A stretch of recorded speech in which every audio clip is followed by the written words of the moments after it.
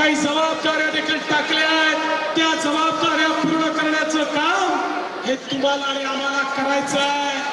हा नवीन भारत आहे. 20 वर्षानंतर विकसित भारताचं स्वप्न मोदीजींनी पाहिलंय.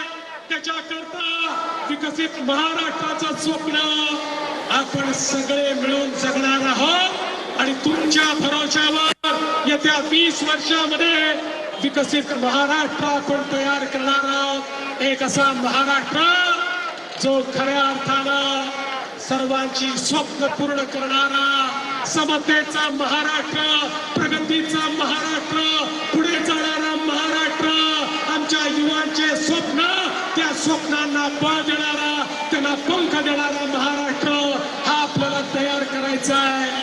आणि म्हणूनच आज आम्ही व्रतस्थ होण्याकरता आणि पुन्हा एकदा स्वतःला आठवण करून देण्याकरता या ठिकाणी आलो की या तिरंग्याकरता कित्येकांनी बलिदान दिलं. कित्येक आमचे क्रांतिकारक हे फाशीवर गेले. फाशीवर जाताना वाचवा वाचवा नाही म्हणाले, ते म्हणाले वंदे मातरम, पुन्हा परत येऊ, पुन्हा भारताकरता लढू, पुन्हा तिरंग्याकरता लढू. हा तोच तिरंगा आहे ज्या तिरंग्याकरता त्या ठिकाणी युद्धामध्ये आमचे सैनिक बलिदान देतात. 20-20, 22-22 वर्षाचे कॅप्टन बत्रा सारखे आमचे जे काही या ठिकाणी सैनिक आहेत, अधिकारी आहेत, ते हजारो मीटर वर चढून त्या पाकळ्यांना धूळ चारतात आणि आपला तिरंगा त्या ठिकाणी लावतात. हा तोच आपला तिरंगा आहे. त्या तिरंग्याकरता आमच्या तुकाराम ओंबळेंनी त्या ठिकाणी कसाबच्या गोळ्या खाल्ल्या, पण आपली हार मानली नाही आणि त्या पाकड्या कसाबला पकडून त्या ठिकाणी फाशीवर नेलं. हाच तो तिरंगा आहे. हा तोच तिरंगा आहे की ज्या तिरंग्याकरता ऑपरेशन सिंदूरच्या माध्यमातून पाकिस्तानमध्ये घुसून आमच्या सैनिकांनी पाकिस्तानला तहस नहस करून टाकलं. हा तोच तिरंगा आहे. आणि म्हणून आपण पण जेव्हा हा तिरंगा हातामध्ये घेतो त्यावेळी आपल्यावरही तीच जबाबदारी आहे. मला विश्वास आहे ही पुण्यनगरी महाराष्ट्राची विद्यानगरी आहे.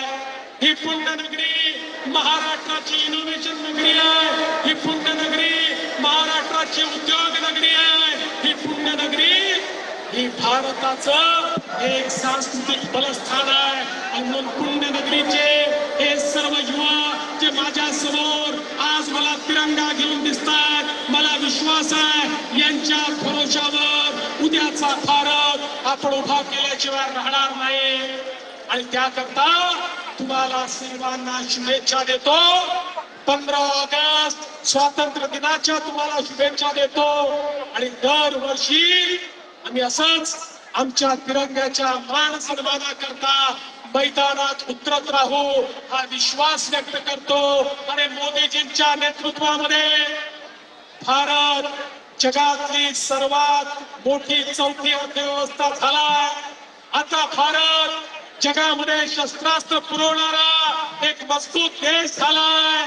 पण मोदीजींनी सांगितलं या ठिकाणी बाज की असली उड़ान अभी बाकी है, हमारे इरादों का इम्तिहान अभी बाकी है. अभी तो भारत ने नापी है मुट्ठी भर जमीन, अभी पूरा आसमान बाकी है.